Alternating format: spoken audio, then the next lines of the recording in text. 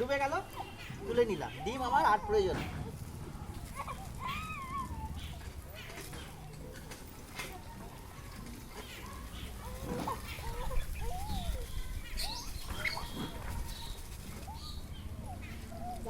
এই নুন 5 লিটার জল আর নুন দিচ্ছি আমি।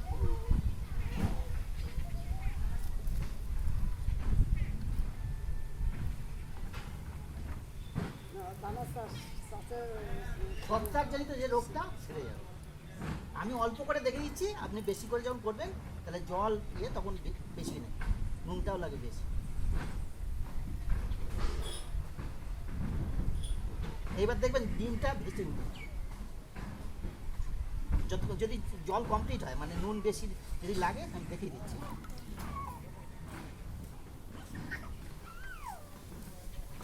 যেমন এখনো তৈরি হয়নি জল, আসছে না, তখন এটাও লাগে।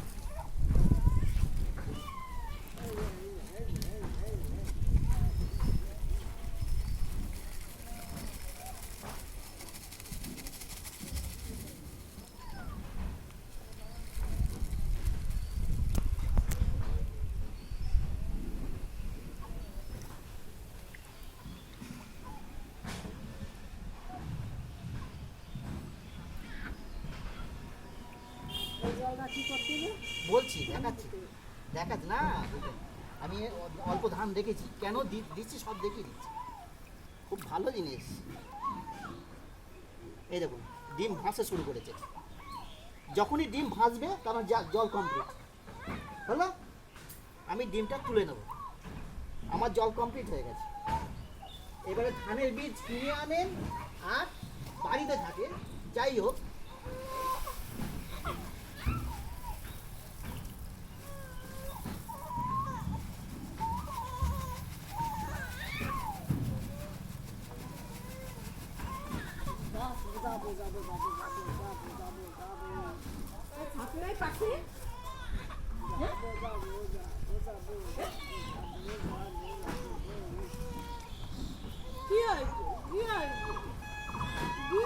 এইটা হচ্ছে যেটা ভেসে রয়েছে, কি জানেন না, এর মধ্যে চিটে আছে, অপুরুষ্ট ধান আছে। এই অপুরুষ্ট ধান আর চিটেটাকে আমি ছেঁকে নেব। এইবার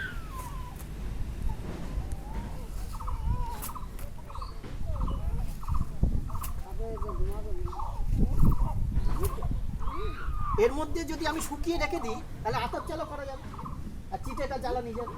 ঠিক আছে, টেকনিকটা দেখিয়ে গেলাম, করবেন, এই কাজ হবে, রোগ মুক্ত হবে অনেক।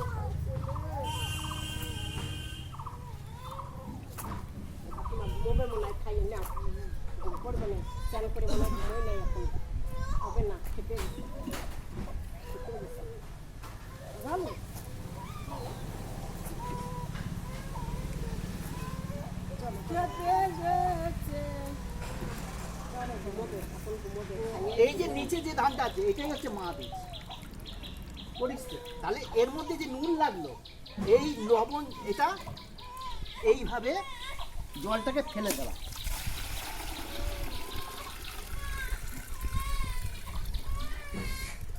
চলে গেল জল। এইবারে 5-6 বার আমাকে এই বীজটা কলের জলে ধুয়ে নিতে হবে, তাহলে নানটা কেটে গেল। ছত্রাকজনিত যে রোগগুলো তাহলে কেটে গেল। তারপরে এই চুনায়, এটা 1 লিটার চুনা 6 লিটার জল দিয়ে 20 মিনিট ভিজে রাখতে হবে, দিয়ে আপনি যেখানে বীজ ফেলা করবেন। বোঝা গেল কিছুটা? রোগ মুক্ত হবে, 80% রোগ মুক্ত হয়ে গেছে। এটা করবেন, যে রোগগুলো হয় আপনি দোকানে যান, সেখানে কম হবে, কিচ্ছু লাগবে। এইভাবে মুক্ত করবেন, কোনো খরচাও এমন কিছু নেই। এটা 2 প্যাকেট আর 1 প্যাকেট লাগবে, 10 লিটার জল, 3 প্যাকেট নুন, একটা আস্ত ডিমটা খাওয়া যাবে। ভাসলে লবণ জলে দিয়ে ভাজবে যখন, তাহলে জল কমপ্লিট হয়ে গেছে। বীজটা ফেললাম, চিটি আর অপুরুষ্ট ধান বের করে দিলাম, অরিজিনাল যে বীজটা মা বীজটা থাকলো, এটা ভালো করে 4-5 থেকে ধুয়ে নিয়ে কলের জলে, তারপর চুনা জলে মিশিয়ে 20 মিনিট ভিজিয়ে তারপরে চুনা দিয়ে হচ্ছে। বোঝা গেল?